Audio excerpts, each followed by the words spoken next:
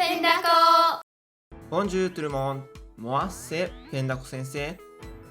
今日はトーンについてお話ししていきます。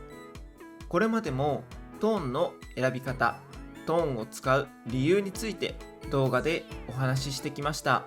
今回はいよいよ漫画を作る時の考え方についてお話ししていきます。また実はトーンってたくさん種類があるので、どれを使うのか選ぶのは結構大変です。今回お話しするコツを意識すれば迷うことはありません。ぜひ最後までご覧ください。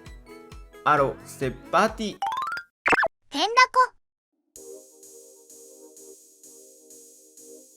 さあ、ペン入れもできたし、トーンを貼るぞ。ちょっと待った。原稿にいきなりトーンを貼らないで。まずはファーストステップ。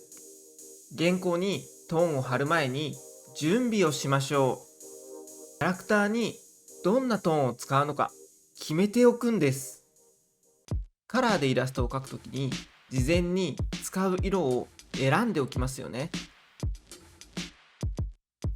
それと同じように漫画でもどんなトーンを貼るのか決めておくんです。キャラクターたちの全身を描いたシートを用意して、そこに書き込むのをおすすめします。この時の注意点をいくつか紹介します。トーンの貼りすぎに気をつけましょう。貼りたい気持ちはわかります。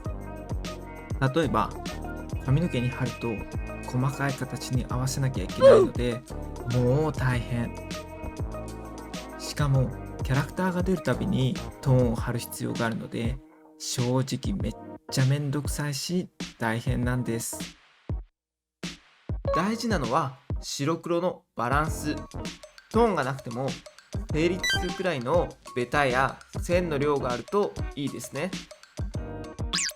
複数のキャラが同じような色合いになってしまうと、パッと見た時に誰がどのキャラクターなのか分かりづらくなってしまいます。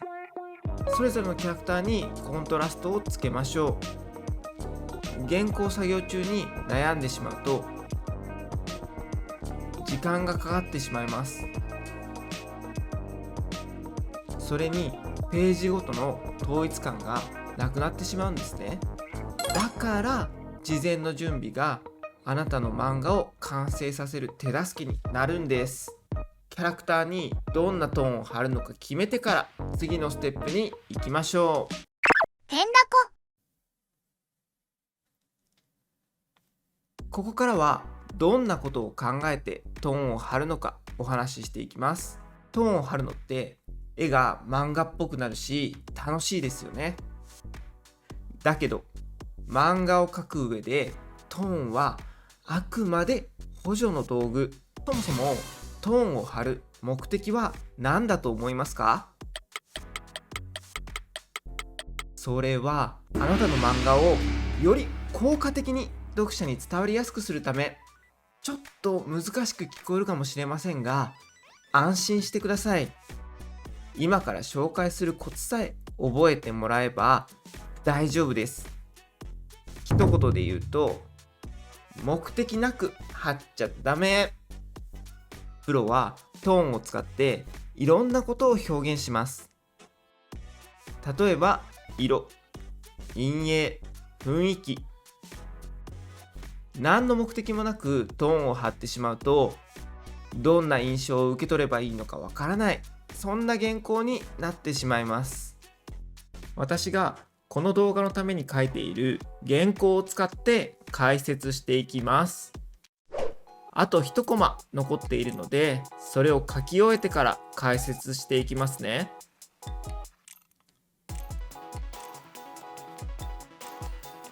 さて、最後のコマを書き終えることができました。それでは解説を始めていきましょう。では早速、まずは考えなしにトーンを貼るとどうなるのか見てみましょう。例えばこのコマ、わざとトーンを貼りまくりました。貼りすぎると読みづらさの原因になります。先ほども言ったように、目的なく貼ってはいけません。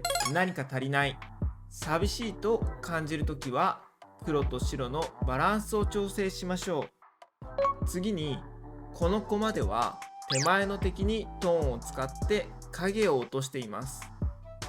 こうすることでより奥行きを表現できます。不気味さを表現するのにもこのトーンは役立っています。主人公には光が当たる、敵には影が落ちる。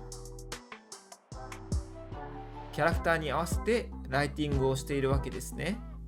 最後に3コマ目。このページで一番重要なコマです。戦いが始まる緊張感をキャラクターの表情から伝えようとしました。主人公の表情に読者の目線が集まるようトーンを配置しています。大きなコマなので、それに合わせてトーンの種類を増やしたり、様々な効果を使いました。